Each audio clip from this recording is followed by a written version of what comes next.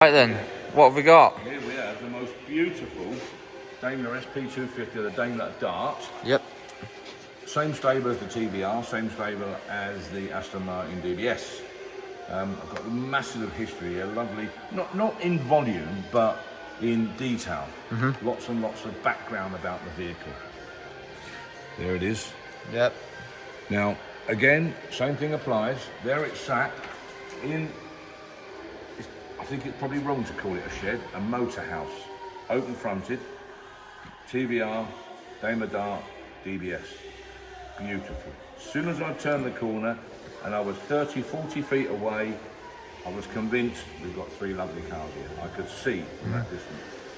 The more I got to it, the better it got. Yeah. And that's very, very unusual. Bright red, unusual colour. Beautiful turning gear, as you can see.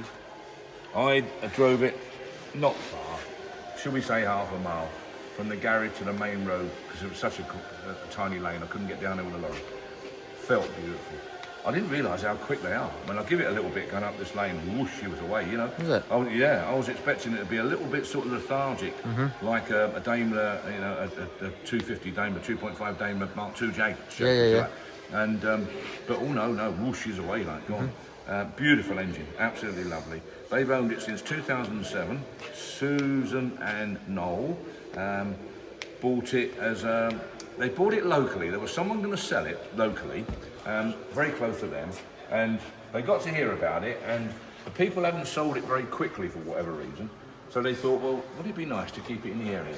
So they went and bought it. This is the result.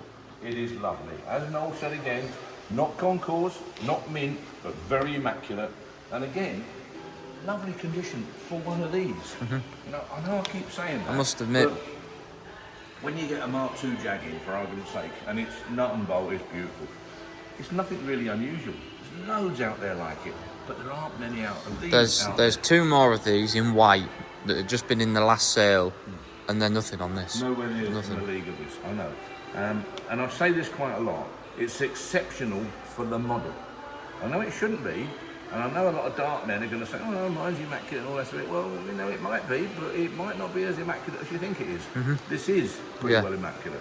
So I'm capped to bits with it. It's really nice. There's loads of history. There it all is there. On the roof, yeah. It sits right, it looks right, it feels right, and upgraded steering. Now they have a steering box, right?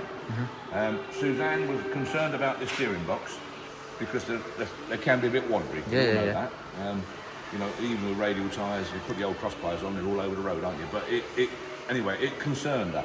In her words, it was undrivable. It wouldn't have been, but she's fussy.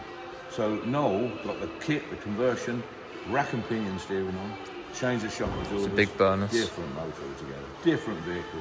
Drives like a more modern vehicle. You can actually use that. It's one that she didn't use every day, like the other two. It was one that was high days and holidays. And that's the result. I just can't speak highly enough of the lovely people, the lovely situation I found them in, and the condition that they are in now. They are just such lovely cars. And again, it's one of them, I would be happy to buy that over the phone on the description that I've just given. Like I say, not totally perfect, look, little bits and pieces of micro blistering here and there, ever so minor. You know, bear in mind, it's a fiberglass car. They suffer badly for that type of thing. No crazing as far as I can see.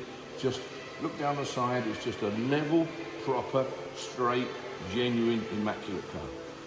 Come down, have a closer look. Thank you.